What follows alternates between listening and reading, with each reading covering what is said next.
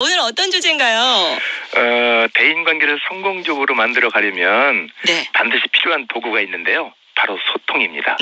그런데 요즘 우리 사회 곳곳에서는 소통보다는 불통이 난무하고 있잖아요. 네. 그래서 오늘은 불통을 치유하는 방법인 공감하기에 대해서 준비했습니다. 아, 불통 진짜 골치 아프죠. 네. 불통을 치유하는 방법 공감하기. 역시 오늘도 흥미로운 주제 같습니다. 예, 흔히 성공적인 소통을 위한 방법으로 경청을 잘 하라고 말들을 하는데요. 물론 잘 들어야 하지요. 그런데 상대방의 말을 100%잘 들었다면 그게 공감이 잘 된 거냐는 거예요.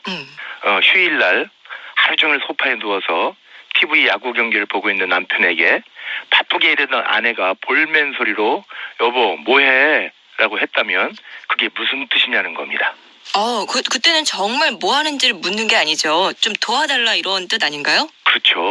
그런데 실제로요. 기업체 교육장에서 남편들에게 이럴 때 뭐라고 대답하느냐고 물어보니까 네. 주로 3가지 답변이 나왔습니다. 남편들의 대답 1위는요. 귀찮다는 듯이 투명하게 왜? 였습니다. 쉬고 있는데 왜 부르냐는 식이죠. 네. 이때 아내들이 섭섭해서 하는 소리가 있죠. 그럴 때는 있죠. 됐어. 아유, 됐어. 끝나죠. 이 부부의 대화는요. 완전 불통입니다. 네. 문법적으로도 안 맞는 대화입니다. 여보 뭐해? 물음표가 붙었잖아요. 네. 왜? 그것도 물음표입니다. 오. 아니 둘이 서로 물어보고 끝난 대화가 정상적인 대화냐는 거죠. 그리고 됐어라는 말이 진짜로 됐다라는 뜻인가요? 영어로 오케이잖아요. 그래서 심리학자들은요. 아내의 말 한마디 속에는 3000가지 의미가 숨어 있다고 강조하는 겁니다. 그렇군요. 저도 아내 한 사람으로서 이 말 심히 공감이 되네요. 자, 그렇다면 아내들이 그 여보 뭐해라고 했을 때 이제 남편들의 대답 2위는 어떤 거였나요? 야구 봐입니다. 소파에 누워서 야구 보고 있었으니까 야구 본다고 사실대로 맞는 말을 한 겁니다. 네. 정답입니다. 네. 그런데요. 틀림없는 정답을 말한 대한민국의 남편들은 왜 그날 저녁을 굶어야만 할까요? 3번째 답변이 뭔지 아세요? 네? 눈을 감는다입니다. 자는 척인가요? 그렇죠. 이런 부모의 대화 방식을 누가 보고 배우겠습니까? 자녀들이죠. 그래서 진정한 소통을 위해서는요. 가정에서부터 공감하기가 필요한 겁니다. 아, 그렇군요. 가정에서부터 필요하다. 그렇다면 박사님, 이 공감하기는 어떻게 좀 해야 할까요? 결론부터 말씀드리면요. 경인 방송에 박미선 MC라고 있어요. 그분처럼 하면 됩니다. 전가요? 모르겠어요. 공감하기라는 것은요. 네. 상대방으로부터 귀에 들리는 말뿐만 아니라 가슴 속에 숨어있는 말까지 알아듣고 긍정적으로 반응하는 방법입니다. 그러니까 말 너머의 말에 센스 있게 집중하라는 거죠. 말 너머의 말에 집중하라.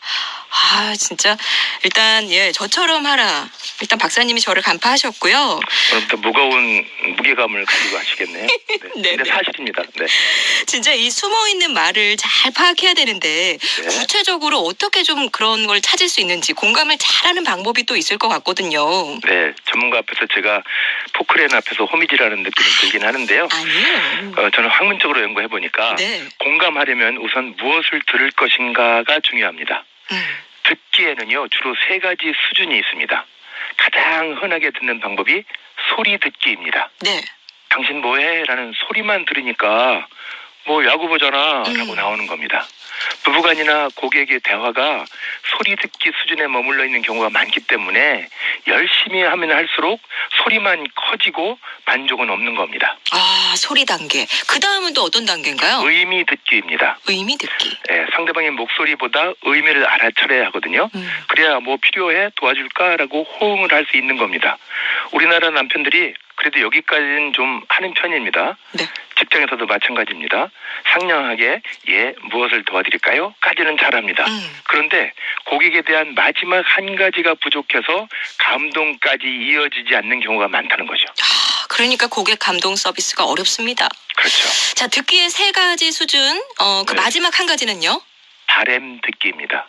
바램 듣기요? 상대방이 원하는 것이 무엇인지를 확실히 간파하는 것부터가 배려입니다.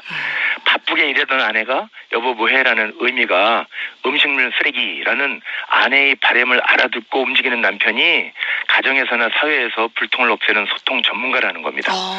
소통은 말로 하는 것이 아니라 공감하기라는 암묵적이고 초월적인 지각인 배려에서 시작되고 언어의 한계를 넘어서는 배려는 감동을 부르는 동력이라는 사실을 놓치지 말아야 하겠습니다. 아, 그렇습니다. 오늘 뭐 물론 예시를 아내의 입장으로 얘기했지만 반대로 남편의 말뜻도 그 숨겨 있는 뜻도 또 잘 간파해야 되는 거죠. 그렇죠? 당연하죠. 그래야 또 이제 화기애애한. 제가 남편이라서 그렇게 했습니다. 찔려서 그러신 거 아니고 용서하십시오. 오늘 이거 실화 아니죠? 싫어합니다. 야구바. 싫어합니다. 제가 한 그래요? 1000여 명에게 물어보면 싫어합니다. 교육장에서. 알겠습니다. 오늘도 재미난 내용 잘 들었습니다. 네, 감사합니다. 네.